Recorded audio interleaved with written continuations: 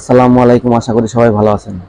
বেশ কয়েকটা দিন ধরে ইউটিউব এবং ফেসবুকের মাঝে ছড়াছড়ি হয়ে গেছে শায়খ আহমদুল্লাহ হুজুর এবং তাহেরি হুজুর।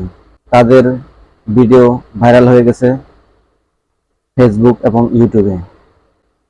শায়খ আহমদুল্লাহ হুজুরকে একজন প্রশ্ন করেছিল যে আমাদের নবী করিম সাল্লাল্লাহু আলাইহি সাল্লাম সে নবুয়ত লাভের আগে কি ছিলেন। এই প্রসঙ্গেই শায়খ আহমদুল্লাহ হুজুর বিস্তারিত তার বয়ানে বলছেন এবং দেখা গেছে এই বয়ানটা কাটছিট করে এটা উপস্থাপন করছে অন্যভাবে। শায়েখ আহমদুল্লাহ হুজুর তিনি বলেছেন যে আমাদের নবী করিম সাল্লাল্লাহু আলাইহি সাল্লাম 40 বছরের আগে তিনি নবুয়ত লাভ করেন নাই। তিনি নবুয়ত লাভ করেছেন 40 বছর বয়সে গিয়ে।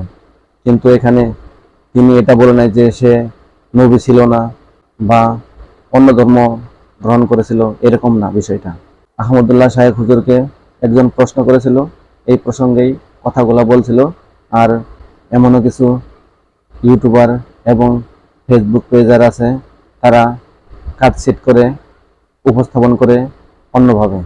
আর শায়েখ আহমদুল্লাহ হুজুরের বয়ানটা আমাদের তাহেরি হুজুর শুনেছিল। শুনে তিনি আলটিমেটাম দিয়েছে 48 ঘন্টার মধ্যে লাইভে এসে সকল মুসলমানের কাছে ক্ষমা না চায় তাহলে তিনি অ্যাকশনে যাবেন এবং সে আইনি লড়াই লড়বেন। তাহের হুজুর এখানে বলেছে যে আমাদের রাসূল সাল্লাল্লাহু আলাইহি সাল্লামকে নিয়ে যদি কেউ অন্য কোনো কথা বলে সেটা কোনোভাবেই মেনে নেওয়া যাবে না এবং তিনি ছাড় দিবেন না। কিন্তু এখানে কিন্তু আমাদের শায়খ আহমদুল্লাহ হুজুর তিনি কিন্তু এরকম নেগেটিভে কোনো কথা বলেন নাই। এই কথাটাই অনলাইনে নেগেটিভে উপস্থাপন করে এটা বিভ্রান্তির সৃষ্টি করেছে। আসলে আমাদের মুসলমানের মধ্যে এরকম কোনো অনাকাঙ্ক্ষিত ঘটনা যেন না ঘটে, এটাই আমাদের কাম্য।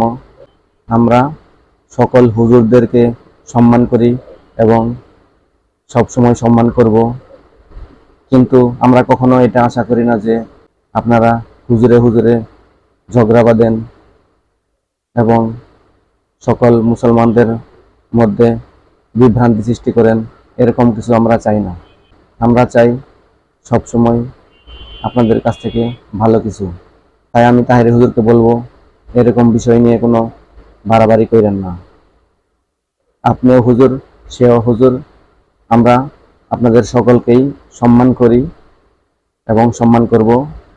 তাই আপনারা আমাদের সমাজে এরকম কোনো বিভ্রান্তি সৃষ্টি করেন না। এবং তাহেরি হুজুর কি বলছেন সেটাও আমি স্ক্রিনের মাধ্যমে দেখাবো, দেখেন। সাদিক রহমান আজরের কি আজারে জানে শুনেন, সে কি বলতেছে, তুমি যে কি হয়ে ভাইরাল হয়েছে সবই দেশের জানা আছে। সে ভাইরাল হয়েছে কি দিয়ে? ডেলে দিই। সে ভাইরাল হয়েছে কি দিয়ে? এখন আর চা খাই না, কফি খাই। সে ভাইরাল হয়েছে কি দিয়ে? বুঝলে বুঝ পাতা, না বুঝলে তেজপাতা। আর তারা ওয়াজ আয়সা ক আমি নাকি বলে ভাইরাল হইছি চা খাওয়ার কথা কইয়া, আমি নাকি বুঝলে বুঝ পাতা না বুঝলে তেজপাতা দেয়া ভাইরাল হইছি।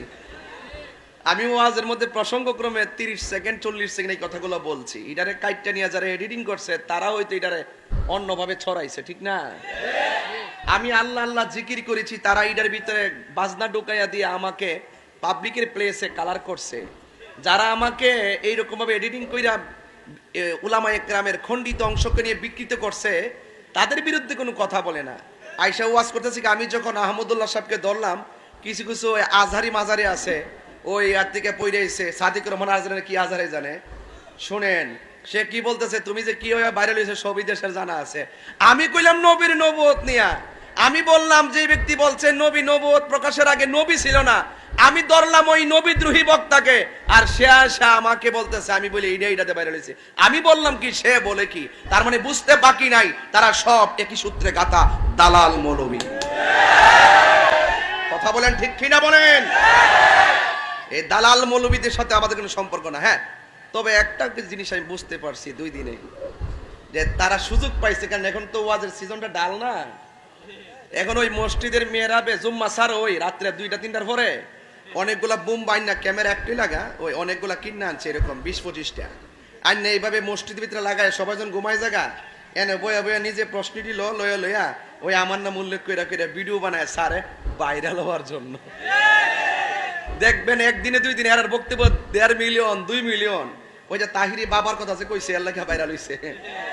আরে বাবা তোরা তো আমার নামটা পাইলে জিয়াউল রোজ বাবা আমার নাম নিয়ে বক্তব্য দিলে তো নিজেরা ভাইরাল হয়, নিজেরা ইউটিউবের ধান্দা করে, কথা কন ঠিক না বেঠে?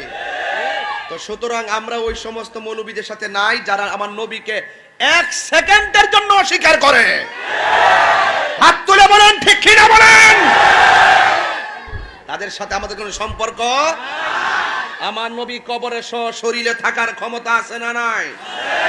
আমার নবী এখনো রওজা মুবারক উম্মতি করে কি করে না? দুনিয়াতে আসার আগেও নবী ছিল কি ছিল না? মা আমেনার মাস থেকে প্রকাশিত হওয়ার পর শুভ আগমনের পর নবী হয়ে আসছে কিনা? এবং 40 বছর নবুয়ত প্রকাশের পর নবী আছে কিনা?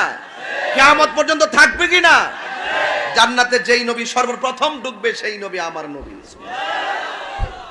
ওই নবীর সঙ্গে বিরোধিতা করে কবরে গেলে শান্তি পাওয়া যাবে এই জন্য আল্লাহ কোরআনে বলছেন। আরেকটা কথা ছোট কথা বলি পরে পারবো না এই জন্য।